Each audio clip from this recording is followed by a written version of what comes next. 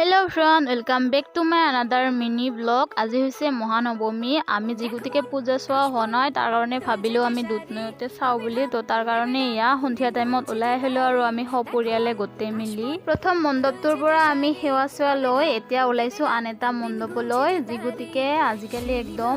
ধুনিয়াকে বাৰু মণ্ডপবিলাক সজাই পৰাই তুলে কিন্তু আজিকালি ভগৱানৰ লগতো বাৰু কম্পিটিশনৰ যুগ আহি পৰিছে নহয়নে বাৰু আপোনালোকে দেখিছে চাগে অনুমান কৰিব পাৰিছে তাৰ পিছতে গলো আমি আন এটা মণ্ডপলৈ যিগুটিকে দুধনৈত বহুত কেইটা মণ্ডপে ধুনিয়াকে প্ৰস্তুত কৰি তোলা হয় এইফালে আৰু আমি মানে নতুন এটা মণ্ডপলৈ আহিলো যিগুটিকে এইবাৰ মানে দুধনৈত ফাৰ্স্ট এয়া নতুন মণ্ডপ বহাইছে ভালে লাগিছে বাৰু ধুনিয়াকে সজাই পৰাই তুলিছে কিন্তু মানে হাইৰোডৰ ওচৰত হোৱাৰ কাৰণে বহুত জায়গাখিনি ঠেক হৈছে যিগুটিকে আজি নৱমী বহুত মানুহ পূজা চাবলৈ বুলি ওলাই আহিছে আৰু ভিৰ বহুত তাৰ পিছতে আমি ইয়া আহিলো দুধনৈৰ পৰা আহি এইফালে আমাৰ মামাহঁতৰ ওচৰতে হোৱা মন্দিৰখনত চালো তাতো ভালে লাগিছে বাৰু নেক্সট মিনি ব্লগ